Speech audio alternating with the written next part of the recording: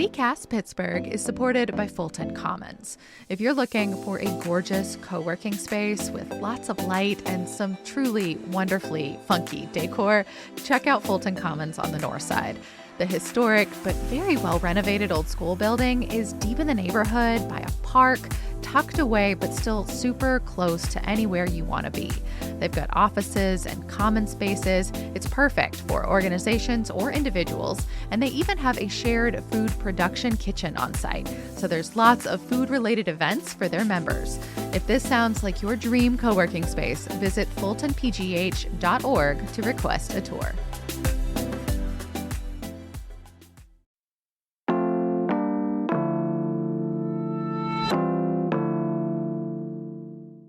Today on Citycast Pittsburgh, ICE arrests in our region have more than doubled since the same time last year.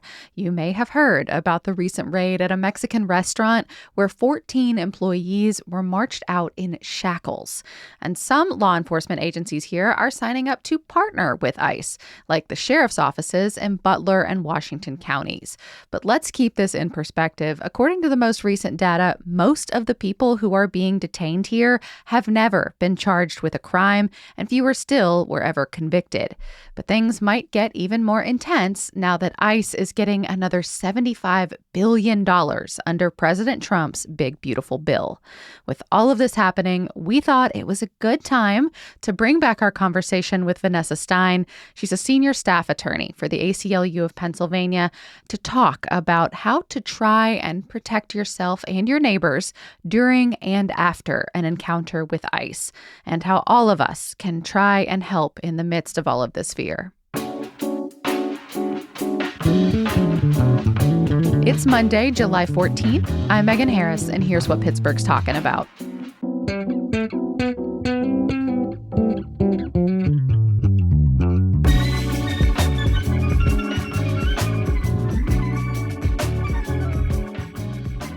How often did you have to talk about ICE and ICE activity before January 2025? A lot. I mean, I think one perspective to keep in mind is certainly what is happening now is heightened, and there's been a lot more aggressive communication from the administration about ICE enforcement and all of that. But, we were still actively litigating cases under the Biden administration. We filed a civil rights administrative complaint about conditions at Moshannon Valley Processing Center with co-counsel, which that's out in Clearfield County. It's close to State College. Mm-hmm. And that facility was opened up by the Biden administration as an ICE detention facility. That's when it started. It didn't start under the first Trump administration or previous administrations. And so, I think that is one perspective to keep in mind, that yes, things are worse now in terms of immigration policy and enforcement, but there were still serious problems under the Biden administration. And even looking back further, the Obama administration had high records of removals from the United States and was quite aggressive in immigration enforcement as well. I think one issue with sort of the current regime of things is that enforcement priorities are gone, meaning ICE doesn't have directions to prioritize people for removal. And so what does that mean? It means that anybody can be prioritized for removal in ICE's eyes, and they have quotas, which means they need to try to do a certain number of arrests per week.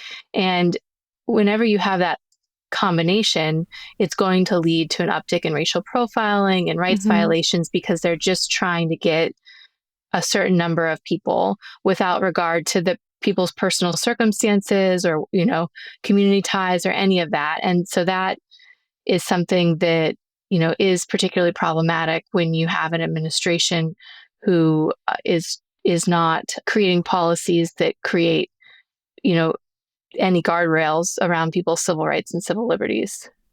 Thinking about kind of what we've seen over here, we've seen and heard how ICE has started targeting our neighbors, walking into restaurants, stopping at local businesses. We've heard stories about, detaining legal residents because of the color of their skin. What have you learned, I guess, about ICE activity and, like what's happening here in Pennsylvania? I mean, I think we've heard similar things as well, including, ICE going around outside of grocery stores that are ethnic grocery stores and stopping people indiscriminately.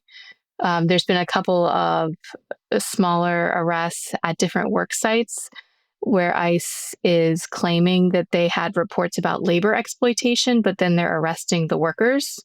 And as an aside, like ICE isn't actually in charge of investigating labor violations. It's a different age, that would be the Department of Labor, for example. So Yeah. sometimes people are getting picked up at their ICE check-ins. So they're complying with their terms of supervision and they get picked up anyways.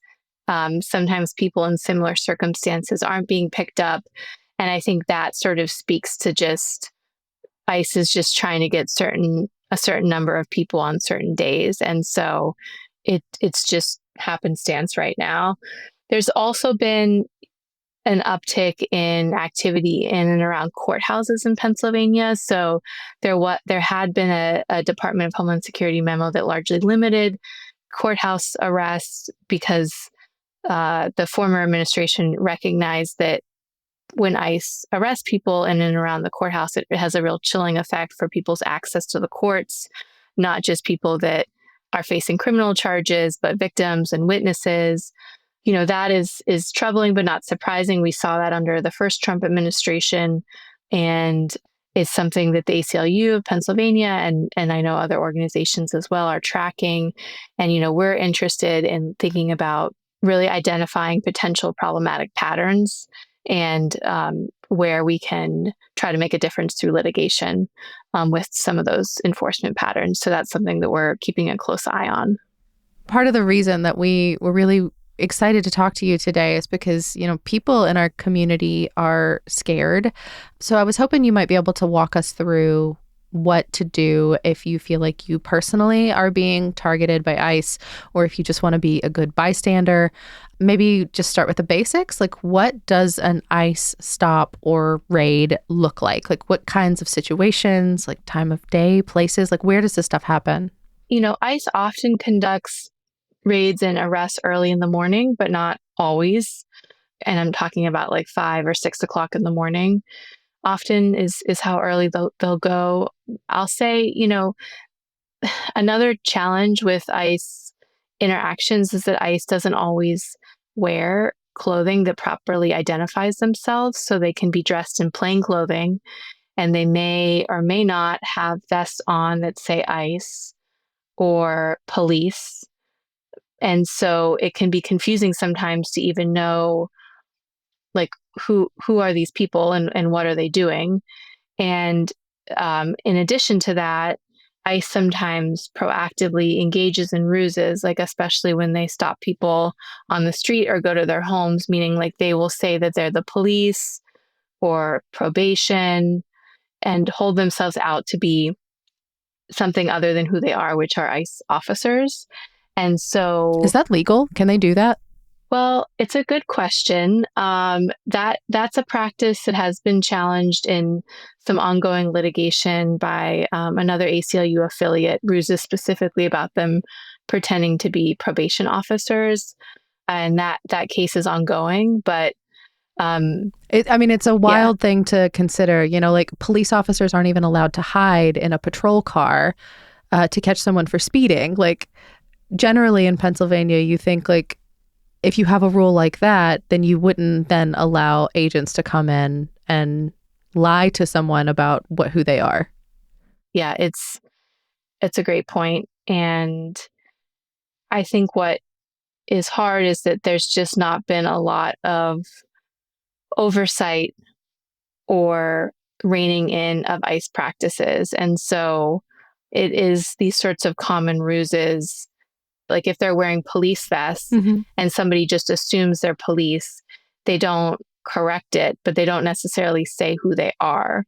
And so that gets to sort of my next point generally, which is, And I'll say all of this with the caveat of like people have to decide whether or not they feel like safe and able to ask certain questions that I'm going to suggest here. Like, I'll start with like street encounters with ICE, which are ICE will often go up to people on the street and stop them and will say something like, "Hey, I'm looking for so and so. Like, do you know them or do they live here?"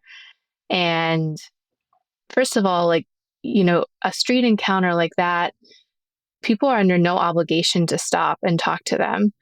And our advice is that they ask, "Am I free to leave?" And if ICE says yes, or then they keep going, because what ends up happening is ICE uses the conversation of like, "Oh, this person's just trying to help me find this other person," to then start asking questions about that person's immigration status. Meaning, after they say, "Hey, do you know so and so?"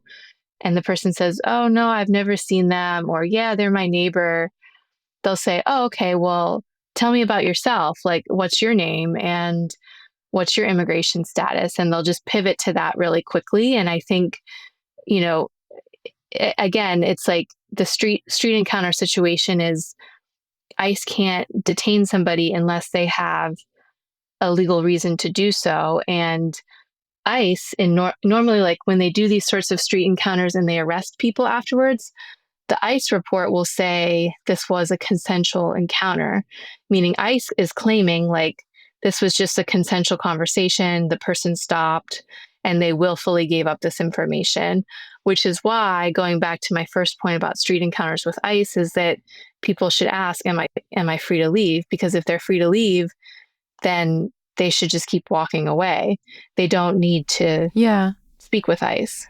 Well, so that's a street encounter. What if an officer shows up at your door? What do you do then? Yeah.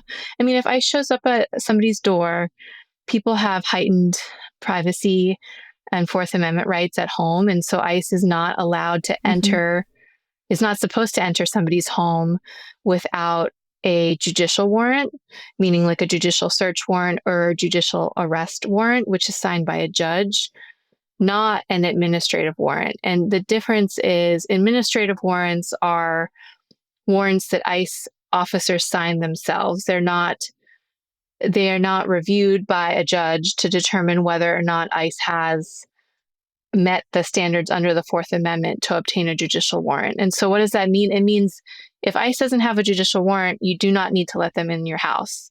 The only way they can get into your house is... Do they look very different? Like, can you tell at a glance like what one is versus the other? They do. A judicial warrant is going to say at the top, like, United States District Court, and it's going to have a signature by a judge, and it's going to list like the judge's title below the signature. So you should be able to see magistrate judge or district court judge. An administrative warrant, the caption at the top is going to say Department of Homeland Security, U.S. Immigration and Customs Enforcement.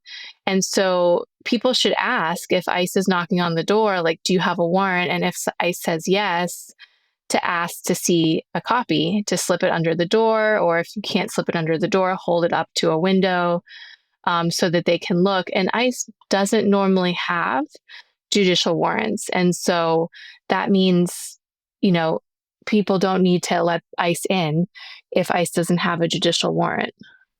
Yeah. So, I mean, now you've had some kind of encounter and hopefully you know what to look for.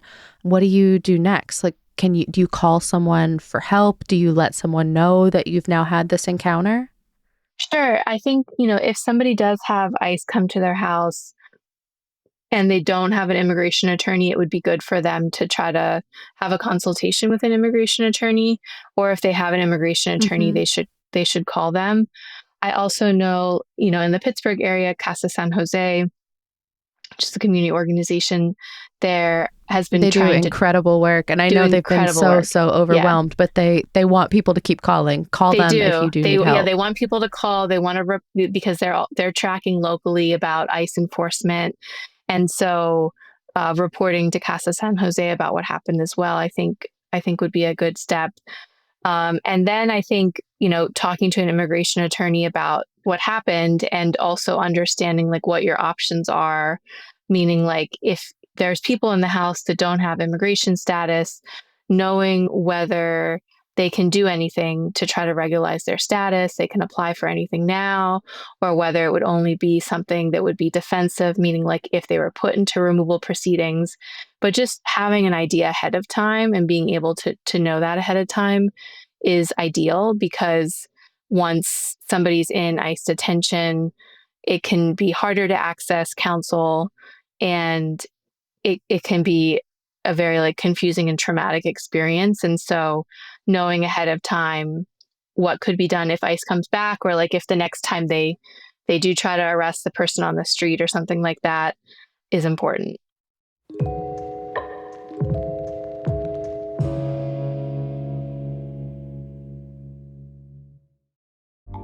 Today's show is brought to you by Liberty Magic, Pittsburgh's premier speakeasy theater dedicated to the art of elevating magic.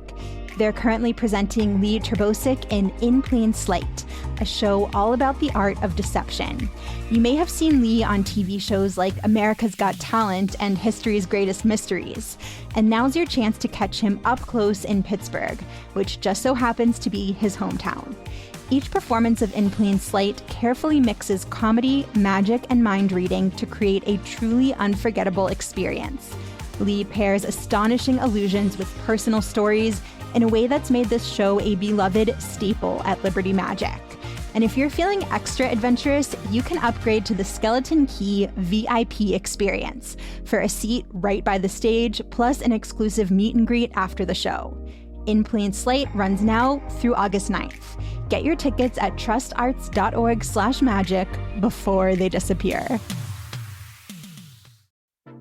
Today's show is brought to you by the Frick Pittsburgh Museums and Gardens and their limited-run special preservation tours of Clayton. That's the historic home of Henry Clay Frick. I actually got to take one of these tours recently, and it was fascinating. You learn all about the restoration work that happened back in the 80s as a team transformed Clayton from a family home into a museum. And some of the details are wild. Like, they found the records for the silk drapes that used to hang in Mrs. Frick's bedroom, and were able to get them remade by the same Paris company on the exact same loom as the originals. You also get to learn all about the major exterior preservation project that's happening at Clayton right now.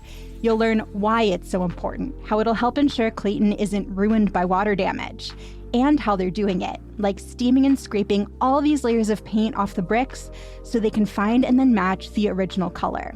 The Frick's limited-run special preservation tours of Clayton run Fridays and Saturdays at 10:45 a.m. and 12:45 p.m. And they're part of a fundraising campaign that's focused on the care and conservation of Clayton for generations to come. So the ticket price is a donation, and it's fully tax-deductible. Get tour tickets and learn more at thefrickpittsburgh.org. It's got to be so disconcerting to know that, you know, you're on someone's list. You're on a list somewhere. Yeah. They could come back.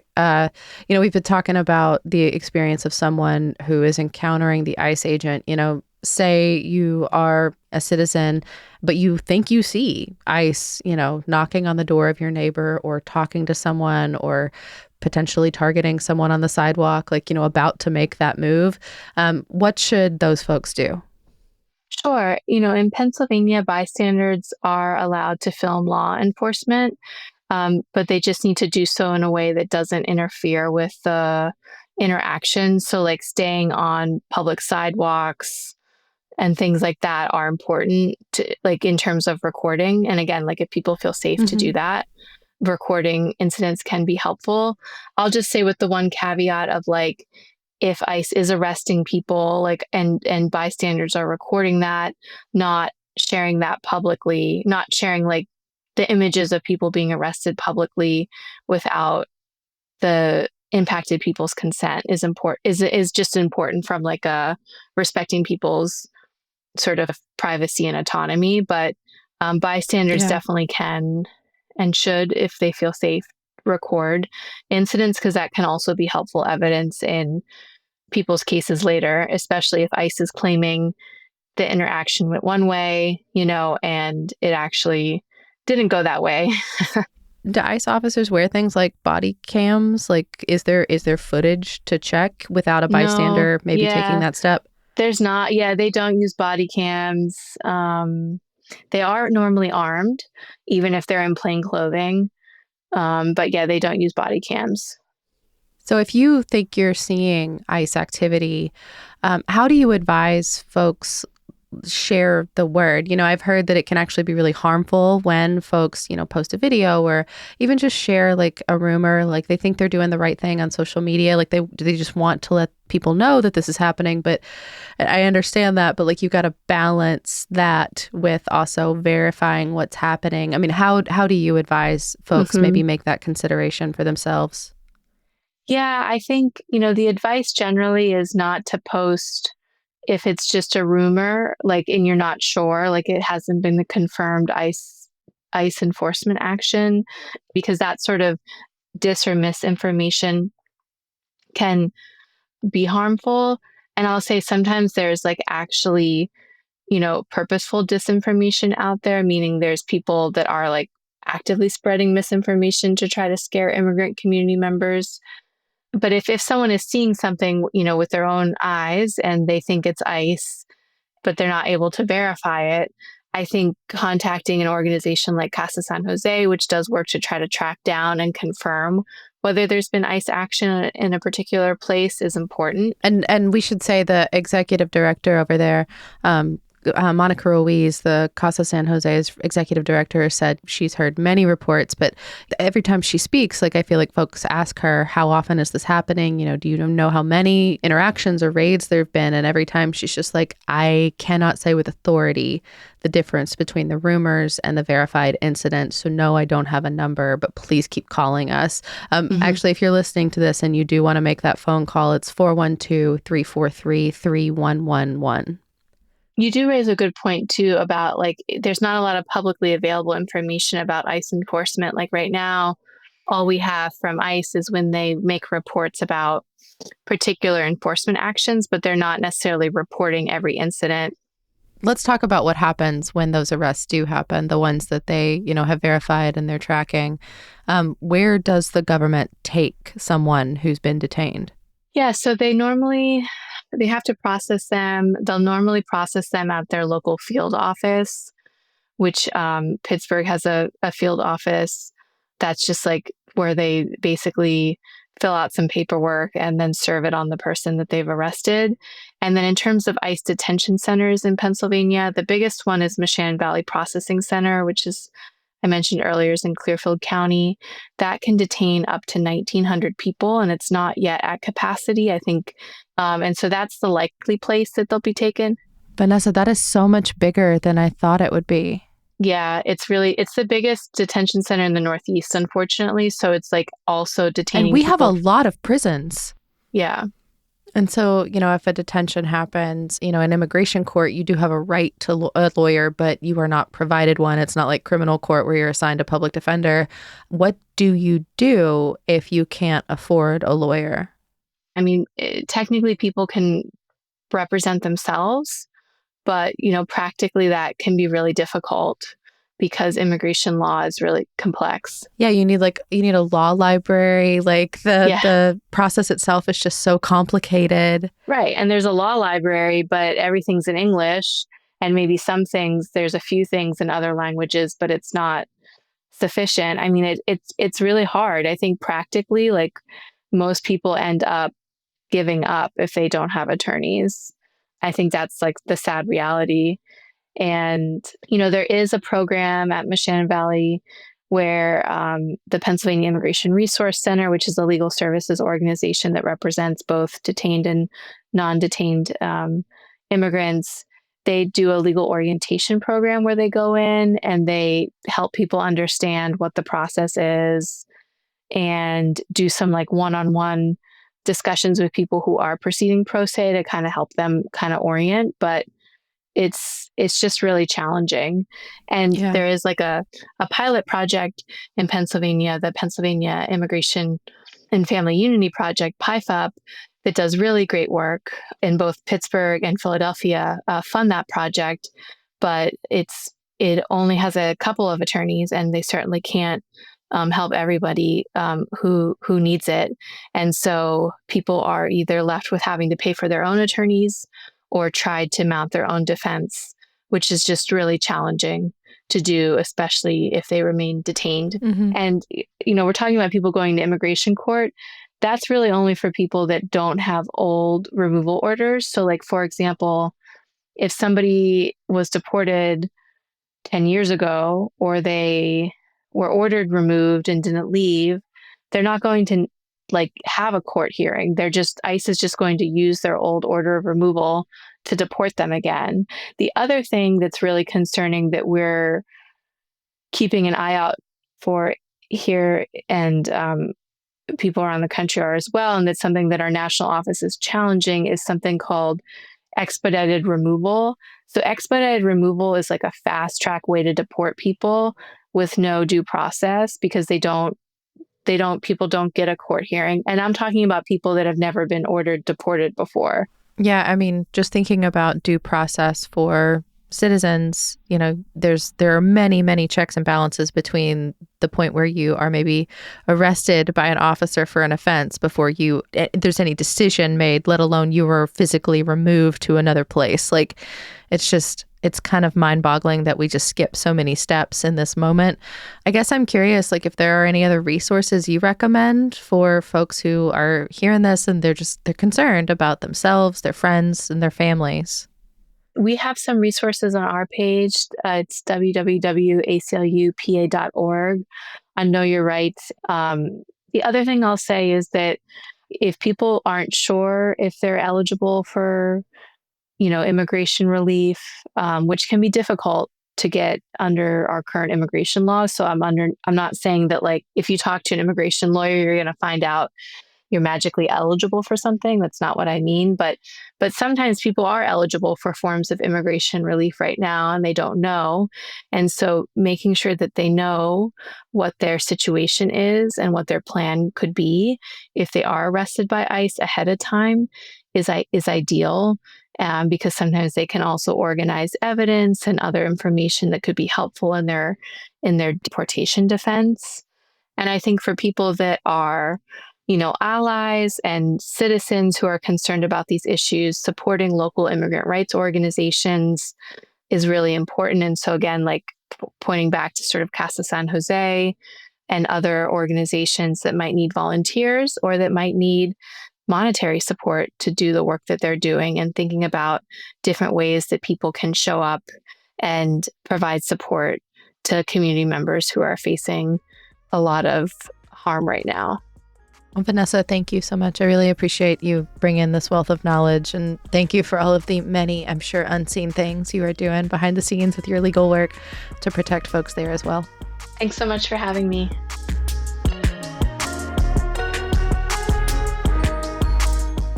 That is all for today here on Citycast Pittsburgh.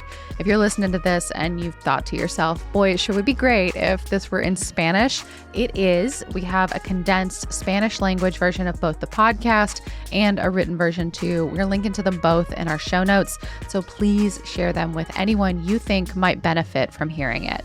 We will be back tomorrow morning with more news from around the city. We'll talk to you soon.